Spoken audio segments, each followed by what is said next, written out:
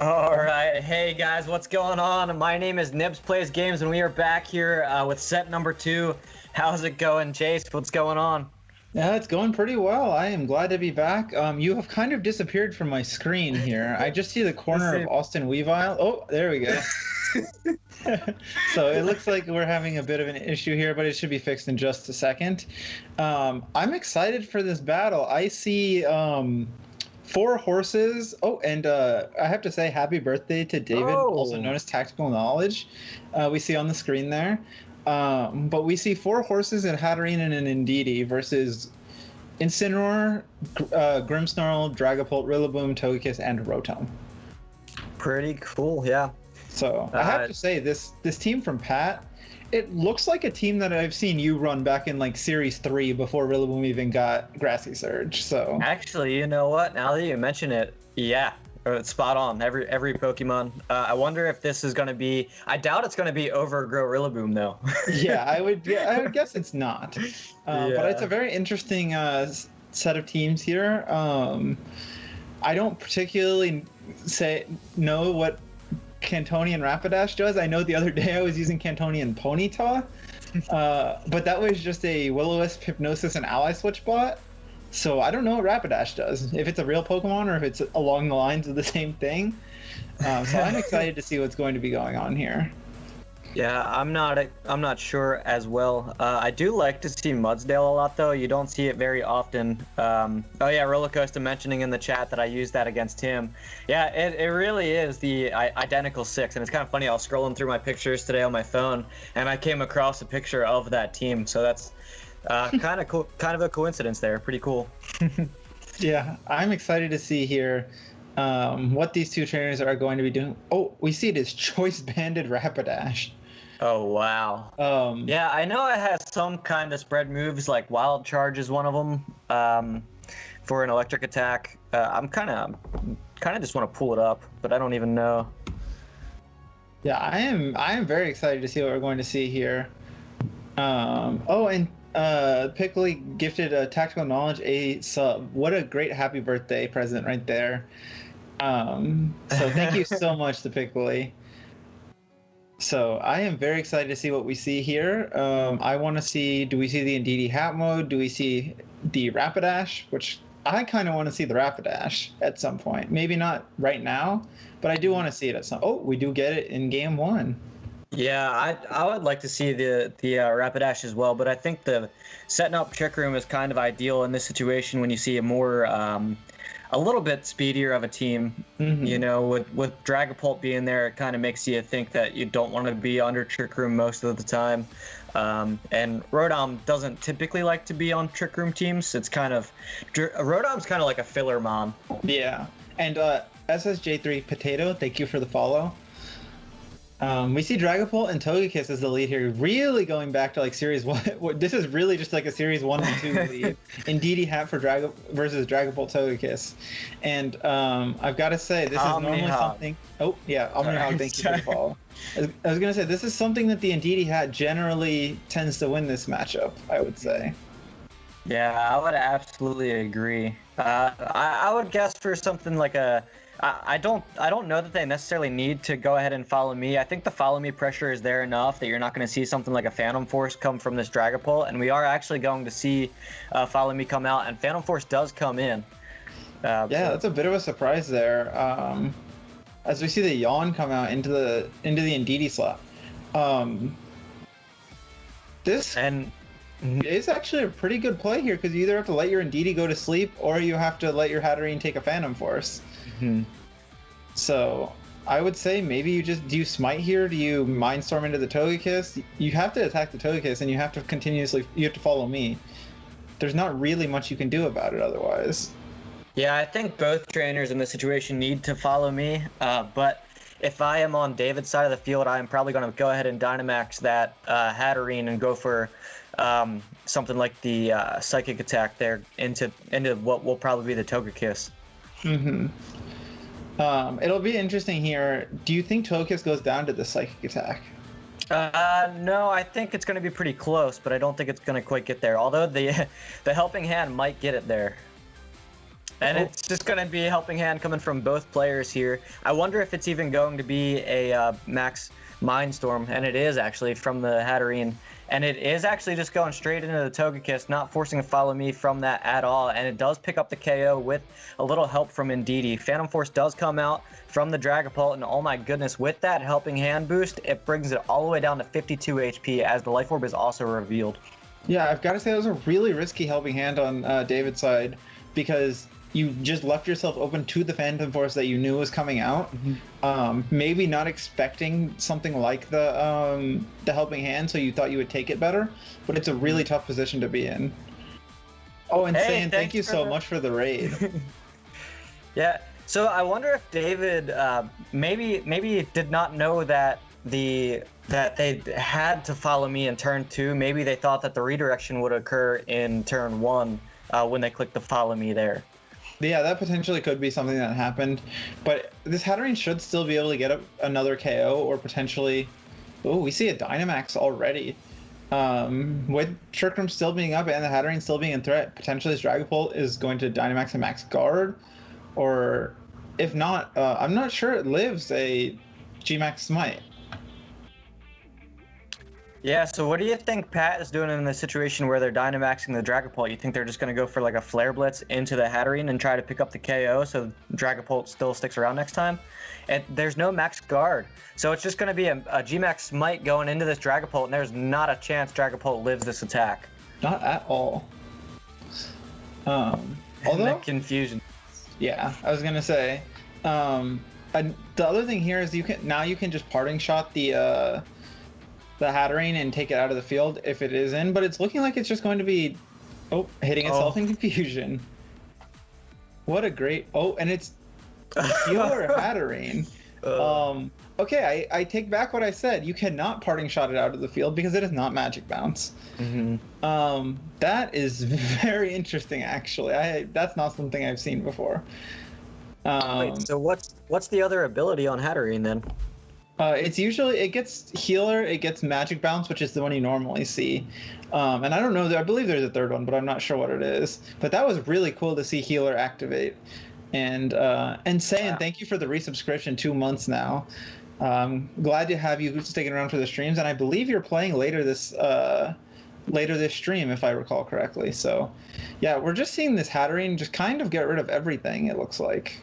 Yeah, and it is going to be a Darkest Lariat coming from this Incineroar. We're going to see a spin attack going into this Indeedee, brings it down to 45 HP.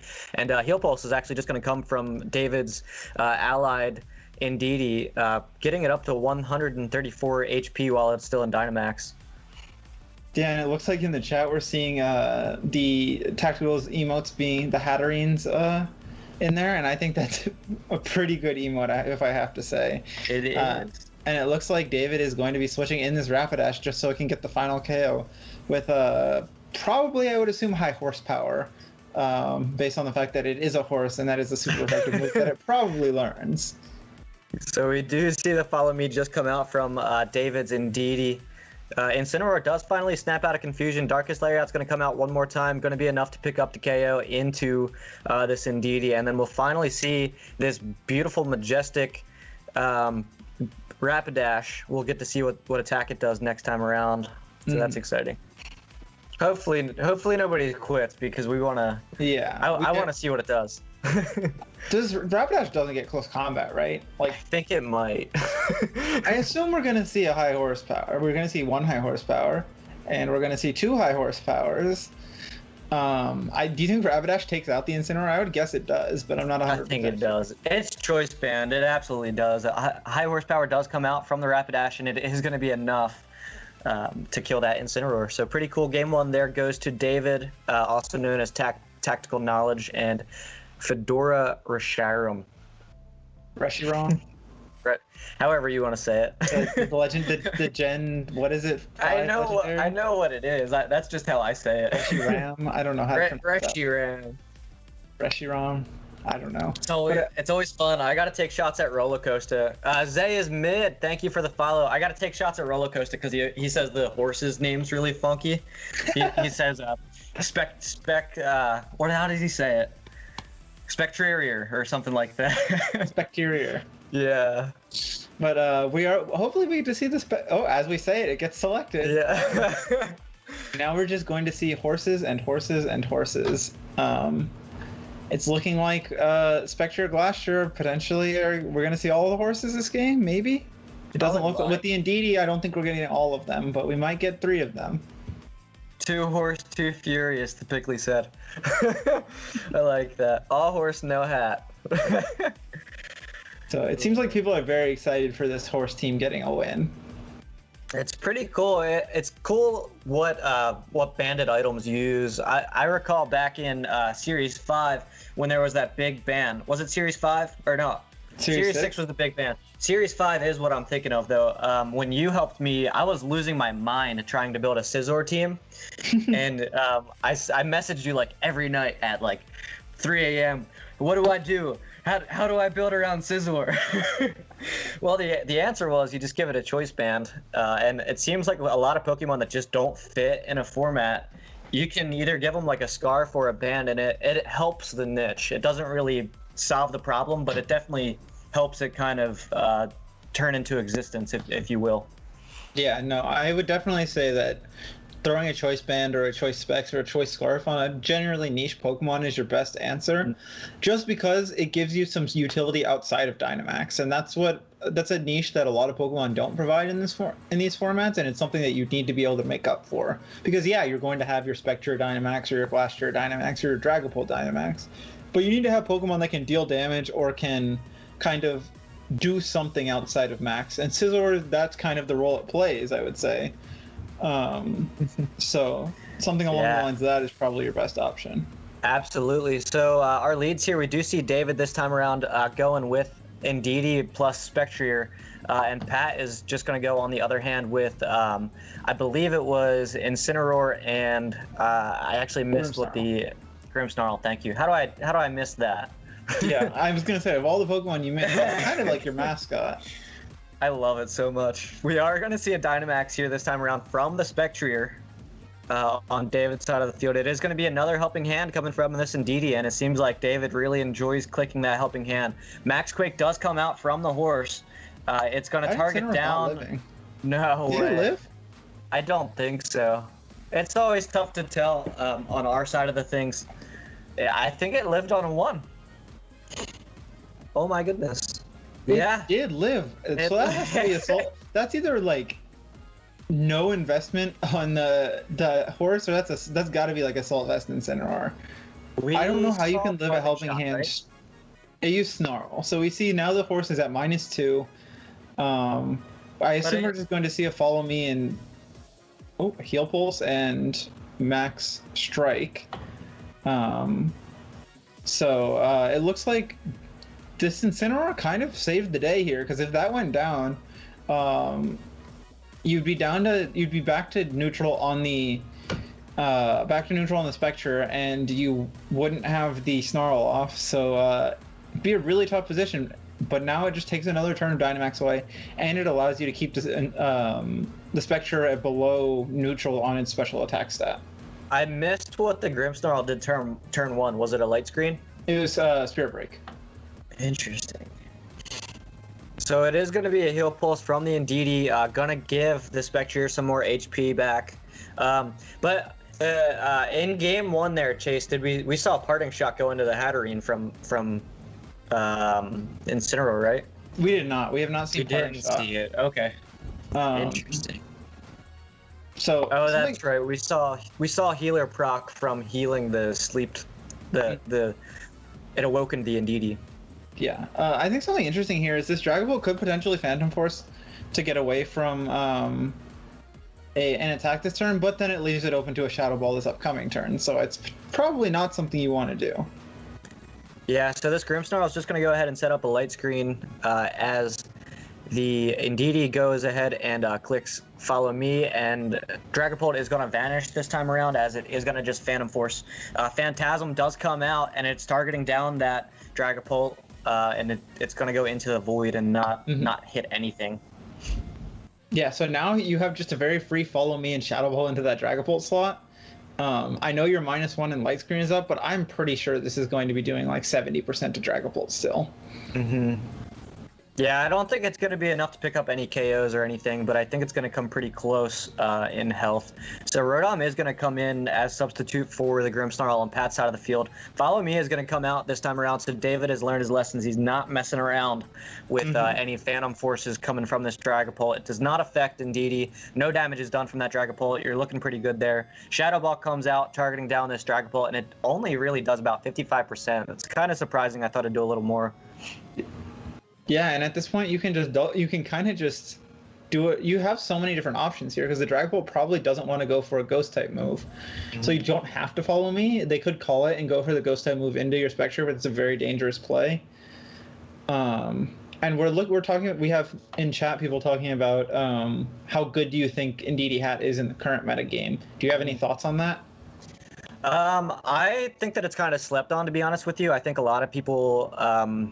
I think it's kind of underestimated, really. Like, I think it has a lot of potential, but people are they're not seeing it. It does get KO'd by there's a lot of good things that you can look at in the format. Like Heatran is very good, Metagross is very good. So there's some Steel types, but we are going to see it look like an Airstream coming from this Dragapult targeting down that Spectre. It's not going to be enough to pick up a KO, but it is going to speed up this Rotom and allow it to get an attack off. So, and Spectre is still faster than this Rotom. Not going to be doing very much with this Shadow Ball considering the combination of Light Screen and the -1 from the Spirit Break. But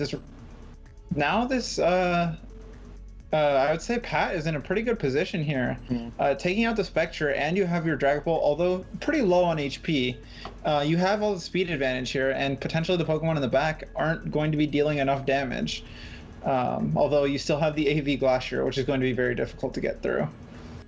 So what's your opinion, Chase? How do you feel about Indeedee Hat? My opinion is the same as it has been for every single format where Gmax Hatterene has been legal. Indeedee Hat is as good as your Gmax Smite rolls are. If you confuse stuff and get full confusions, you win. If you don't, it's not particularly good. I think there are some cases where it can be good. Something like Helping Hand Expanding Force or Helping Hand Max Flare does a lot of damage to Glacier. Was that a Max Flare? That was a Max Flare, yeah. Okay. That did nothing. Maybe that's why. No, I'm just confused. But I think that critical hit also might have mattered on that, getting that KO there based on the damage it did the first time. Although I think Dragapult just goes. No. Wow. Dragapult might be living 2 Icicle Spears. Did it get a third one? Oh, and it does get the third one to get that KO. Yeah, so pretty interesting. I'm curious if this Dragapult is a mixed attacker or if it's. I mean, it has to be, right? It doesn't get any special attacking flying type moves, right? Just fly.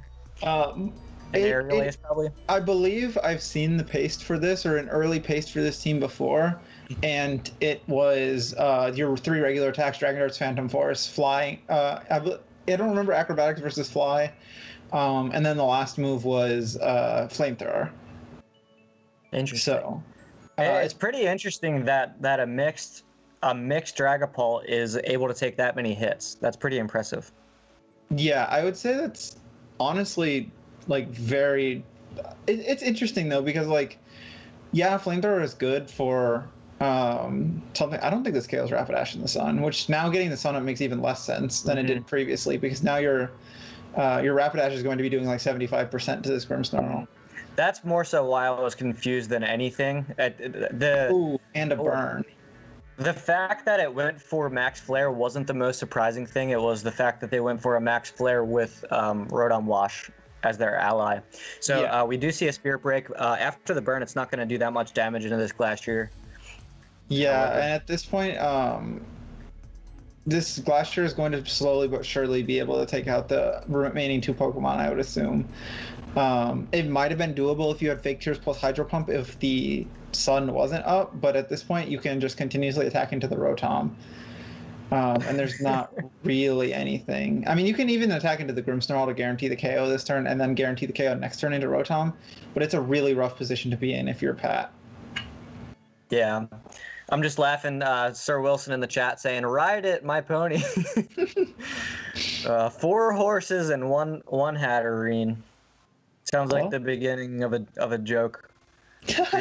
We are going to see Nasty Plot come out from this Rotom. Spirit Break is going to come out once again from this Grimmsnarl. Not doing a whole lot of damage still going into this Glass Shear. My guess is that it's probably the only attack that it has, though. Yeah, I've got to say, AV Glastrier is one of the bulkiest Pokemon I have ever seen. I don't think a crit +2 Thunderbolt takes it out. I don't think it does either. And we know that the Facade will take it out from here based on the amount of damage last time now being at +1. It should be enough to KO. And Hydro Pump is going to do even less considering that the sun is still up. Wow. That did like 18%. It's cool that they finally gave us a bulky Ice type as well, because Ice has always been one of the coolest typings in the format. But it just never, everything that is Ice just gets, if it gets touched, it just shatters. Pun intended. Yeah, it's interesting to see here potentially that Pat could have won if 2 Thunderbolts got the KO, but choosing to go for Hydro Pump even in the sun. Although I don't think the Thunderbolts did get the KO, so I'm not sure. But GG's to both of these players. David or Tactical Knowledge takes it 2-0. It's very interesting to see 4 horses, and 4 horses and a hat, I believe, is the name of this team. And I'm excited to see Tactical Knowledge come back and potentially play again in the future, as well as Pat showing a couple more sets of this team with potentially what this Dragapult's flamethrower is for. Is it for like Kartanas, things like that? But I am excited to see both of these players play again if that's something they want to do in the future. Yeah, I enjoyed looking at Pat's team a lot. That it's really kind of nostalgic almost to see that. I think I ran that. I took that exact team to Dallas, the MSS on Sunday. I didn't do great with it, but I had a lot of fun and thought that it was very cool to use, especially with it only having Overgrow and not having grassy terrain just yet. Maybe it's something that I might revisit after watching it. So thank you for bringing that team back.